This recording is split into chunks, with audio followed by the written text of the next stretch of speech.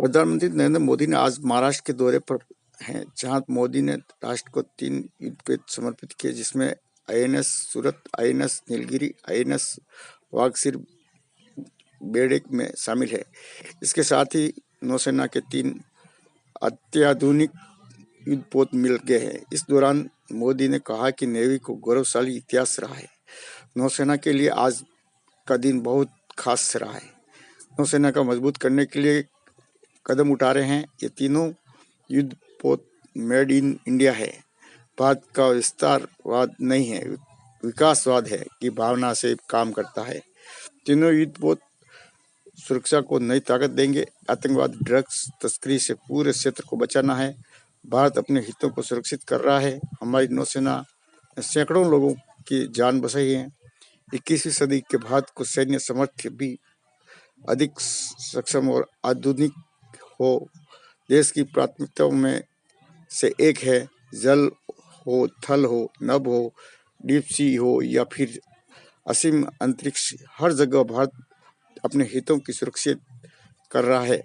आज भारत पूरे विश्व और खास कर ग्लोबल साउथ में एक भरोसेमंद और जिम्मेदार साथी के रूप में पहचाना जा रहा है। आज भारत की समुद्री विरासत, नेवी के गौरवशाली इतिहास और आत्मनिर्भर भारत अभियान के लिए भी बहुत बड़ा दिन है। छत्रपति शिवाजी महाराज ने भारत में नौसेना को नया सामर्थ्य दिया था, नया विजन दिया था।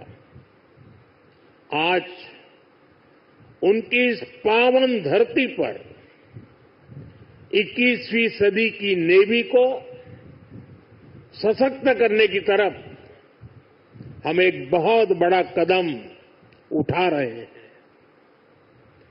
ये पहली बार हो रहा है जब एक डिस्ट्रॉयर, एक फ्रिगेट और एक सबमरीन, तीनों को एक साथ कमीशन किया जा रहा है।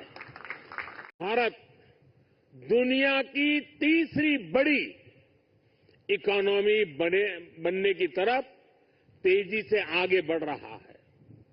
हमारी मैन्युफैक्चरिंग, हमारी एक्सपोर्टिंग कैपेसिटी भी लगातार बढ़ रही है।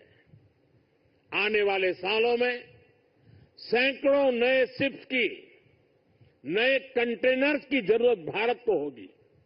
इसलिए पोर्ट लेड डेवलपमेंट का मॉडल हमारी इकोनॉमी को गति देने वाला है, रोजगार के हजारों नए मौके बनाने वाला है।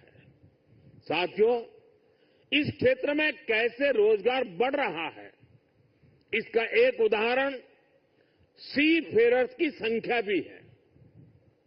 2014 में भारत में सी फेरर्स की संख्या 1.25 लाख से भी कम थी।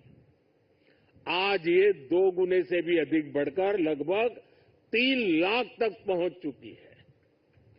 आज भारत सी फेरर्स की संख्या में विश्व में टॉप 5 में आ गया है।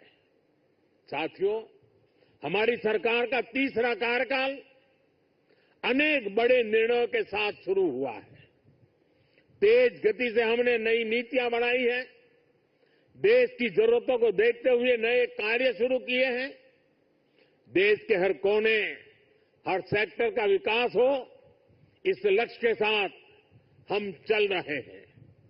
पोर्ट सेक्टर का विस्तार भी इसका ही हिस्सा है। हमारे तीसरे टर्म के पहले बड़े फैसलों में से था महाराष्ट्र के वाढवण पोर्ट को मंजूरी। 75,000 करोड़ रुपए के खर्च से इस आधुनिक पोर्ट के निर्माण का काम शुरू भी हो चुका है।